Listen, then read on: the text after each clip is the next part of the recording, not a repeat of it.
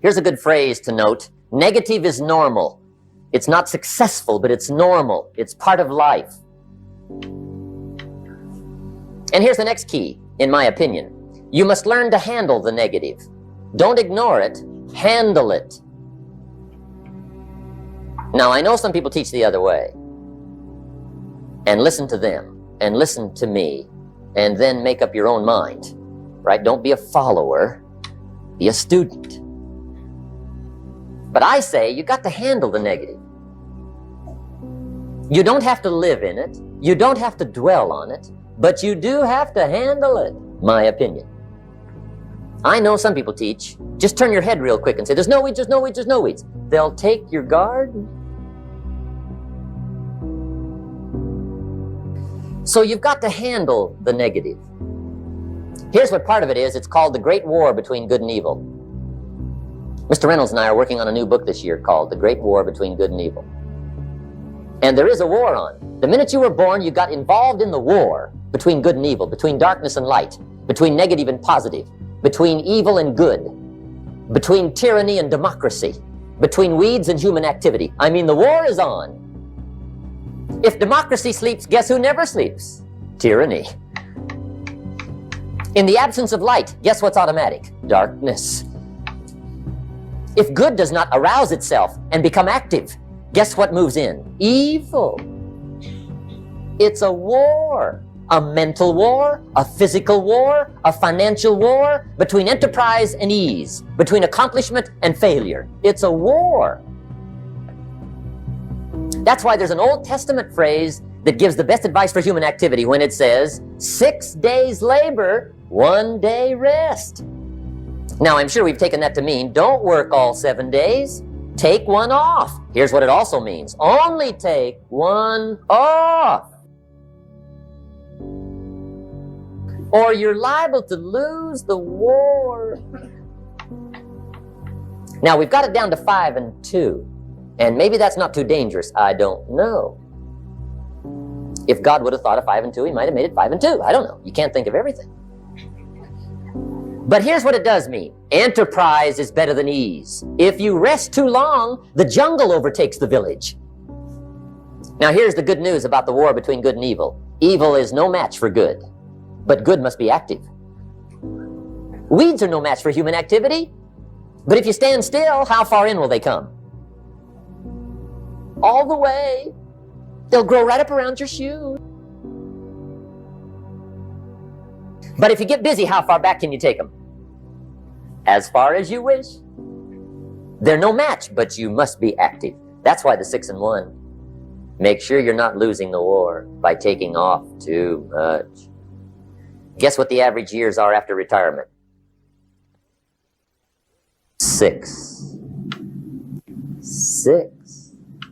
Which means don't retire. Your chances are too slim.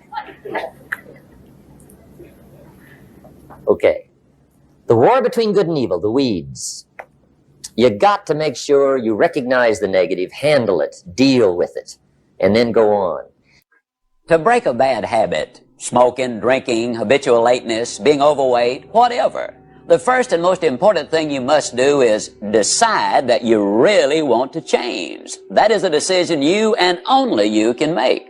Without this motivation, no person or procedure will have any significant impact on your behavior. You must decide that you want to take control of your life, that you want to be free, that you want to do things with your life instead of having things done to your life. Secondly, if you need to, get help. Interestingly enough, many people quit their bad habits in the same way they acquired them, by associating with people who share their goals. Alcoholics Anonymous, Gamblers Anonymous, Overeaters Anonymous, literally hundreds of self-help organizations provide just this sort of positive association and support for people with problems. Thirdly, try substitution. There is really no such thing as eliminating a habit. You simply substitute a good one for a bad one. The psychologists say that it's important to have a new activity or habit to fill the void when you start shedding old habits. In place of eating, you might try jogging.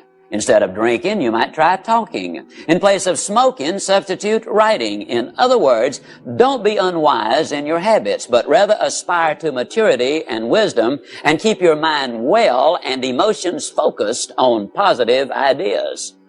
And you don't break habits, you replace habits. What I perceive to be a bad habit, and I don't consciously and deliberately replace it with a good habit, I'm going to form another bad habit. Nature abhors a vacuum. And so it takes a fair amount of energy and it takes understanding to replace a bad habit with a good habit. So I think what you do is you sit and say, how do I recognize this bad habit? Well, you generally recognize it in your own behavior. And so you say, well, this behavior is giving me a result I don't want. Now, people psychoanalysts try and find the cause of that behavior. You may never find it. We know it's an idea in the subconscious mind. We sit and write the behavior out. Write it out in crystal clear detail. And then we say, what would be the polar opposite to that? Take another sheet of paper and write out what behavior would be the polar opposite to the one you want to get rid of. And write it out. Take the negative one and burn it, literally burn it. Now that's merely symbolic. It's like lighting a candle in a cathedral. I mean, it's symbolic. You take the positive one and you keep writing it every day. Write it every day. Read it frequently. Write it 4 or 5 times a day. Read it frequently. And you will eventually lodge that idea, or as James Allen put it, you will deposit it in the treasury of your subconscious mind. Mm-hmm. And once it begins to take root, it takes the power away from the negative habit. The negative habit actually dies from a lack of nourishment, and the positive one takes over. I have done the work, and what I know is that true change comes down to 5-second windows. That moment that you know you need to do something that feels slightly uncomfortable, and your resignation, your excuses, your self-doubt start cranking up in your head, you gotta move. You have to move. And so what happened for me is I invented a hack, a brain hack. It's the stupidest thing in the world. And it turns out that it's actually tremendously profound and powerful at a neurological level and at a scientific and a psychological level. When I invented it, I had no clue what I had invented. And it took me about 3 years from the moment that I invented it to actually realize that, holy shit, I think I've discovered the secret to changing anything. So I called it the 5-second rule because I never intended to talk about it. It was a cheat to beat the alarm clock. Here's how it goes. The alarm rings in the morning. Most of us don't want to get out of bed, right? But we know we should. So I would go 5, 4, 3, 2, 1. The moment the alarm rang, 5, 4, 3, 2, 1, just like NASA, what they do, they count down to launch a rocket ship. And the counting backwards kind of shut my mind off. And then suddenly at 1, I would stand up. And I would use this every single morning to get out of bed. And 9 years later, I still use it every single morning to get out of bed. I think some behavior you can learn and automate. Other stuff that you don't like doing, you're going to always have to push yourself. That's just how it is. And I noticed 2 things as I started to use it. I noticed that window where I'd be lying in bed and I'd have the knowledge that I should get up, but in my body I wouldn't feel it. And as I lied in bed, and you can try this tomorrow morning, set your alarm earlier than you normally do, and watch what happens. The alarm will go off and your mind knows that you said you would get up.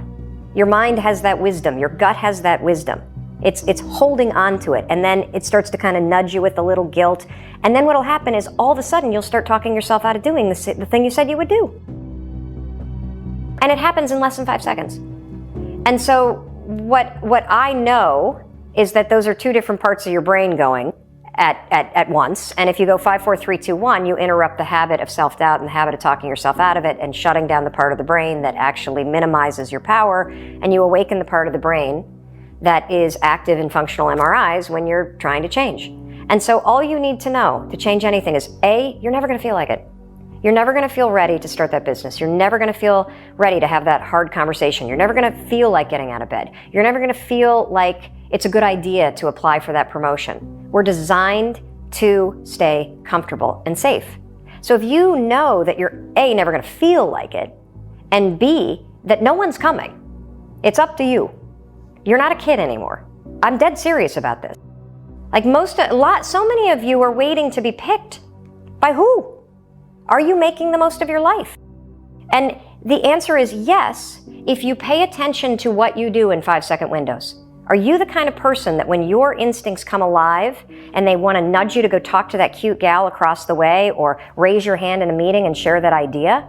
Are you the kind of person that pushes yourself to step into that, or do you pull back? That's the power of a 5-second decision, because you can't choose how you feel. You can't. Yeah, maybe you can go and become a Buddhist monk and meditate for 4 months and get full control of your physiology, and technically you can control how you feel, but you and I can't. We got a job, you got kids you got to raise. You can't, that's not possible. So you can do something else. You can actually disregard your feelings. You can become the kind of person that is so in tune with the values that you have and what you actually want, that when feelings rise up, you can choose to act however you want despite them. Even if you're tired, you can still go to the gym. Even if you're annoyed with your spouse, you can still speak in a manner that's loving. Even if you don't feel like doing that hard work, you can still push yourself to do it. Your feelings aren't a choice. Your behavior and your thoughts are always a choice. Our lives are mostly affected by the way we think things are, not the way they are. The way we think they are affects us most. One of the major things Shove taught me when I met him, he said, poor thinking habits keeps most people poor. Not poor working habits. Most people work hard, but they don't think hard.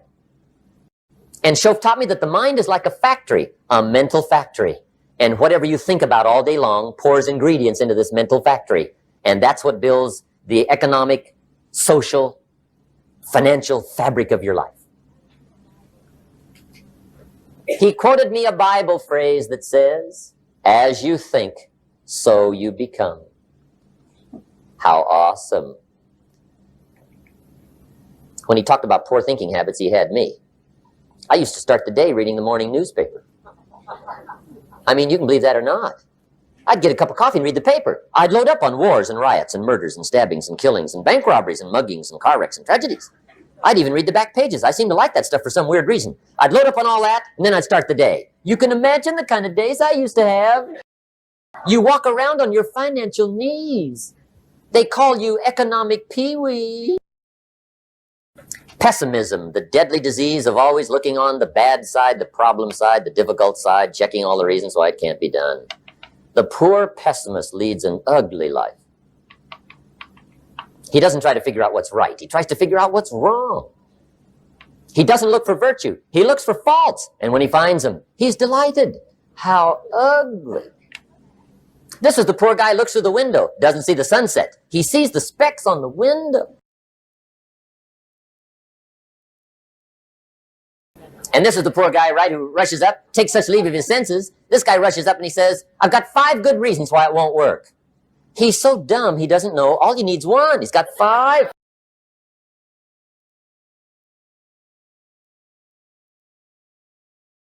To the pessimist, the glass is always half empty. To the optimist, the glass is half full. Why would the same measure affect people 2 different ways? Answer. It all depends on how you look at it. Well, I like to interview people, and I ask them how it's going. And I ask them, if what kind of day is it for you? And if the weather enters into the picture, then I know that it's not mental, because the weather is an external factor. So if the externals in life are the things that determine whether you have a good day or not, you're being, if you will, you're a thermometer. A thermometer is a passive device that lays there and tell you how the world is doing on the outside. A thermostat is what you set on the temperature that you want. Then it controls the air conditioning and the heating. If you look at your body and brain as the hardware in your computer, and you look at the software as the things you put in your mind, you have a software program that drives the hardware. So the software is what you need to program with the instructions to have the computer follow directions. And so you tell the computer what you want it to do, and the software program determines the outcome of what the computer does. Most people don't know how to program their software to get the outcomes they want. It's being programmed by the evening news, it's being programmed by sitcoms, reality TV shows, commercials. They tell us what to eat, they tell us what to buy, they tell us how to dress, they tell us what to think, they tell us who to vote for, and we just listen and we say, wait a minute, I'm too smart for that. I'm not going to pay any attention to that. Too late. Observation, imitation, repetition. habit, secondhand smoke, secondhand violence, secondhand, it goes in and sticks. And even if we don't want to do it, we do it anyway. That's called the perception to buy. The advertising manipulates perception, so you buy what they want you. And the same thing is true with self-talk and controlled thinking. Makes you control your habits so that you do maybe what's good for you. And the question is, who's putting what into your mind? Is it junk food in your mind, or are you putting in some stuff that really makes your mind work well? There's been a misnomer. In other words, you really don't learn while you sleep. So sleep learning, the Russians tried it, and the important thing about sleep is you need to dream. And you dream about every 30 to 40 minutes. You go down into a deep sleep, come back up and have a dream. So you have so many dreams per night. If you tried to learn stuff while you're asleep, it would interrupt your dreams, and you would be irritable, and you would actually be a little bit paranoid. So the best time to get inputs is when you're relaxed, not paying any attention to it. And that's where television and commercials and radio and all these things have the biggest impact on teenagers, because they're really not paying that much attention to it. What they say is, look, the lyrics don't mean anything to me. I like the beat, but the lyrics, I don't pay any attention. Well, the truth is, they don't have to pay attention, because it's going in and sticking anyway. Hypnosis is when you learn when you're relaxed and you repeat things, but you didn't remember that you learned them. So you dehypnotize people by helping them take in stuff that's good for them, rather than not recognize they're taking in stuff that's bad for them.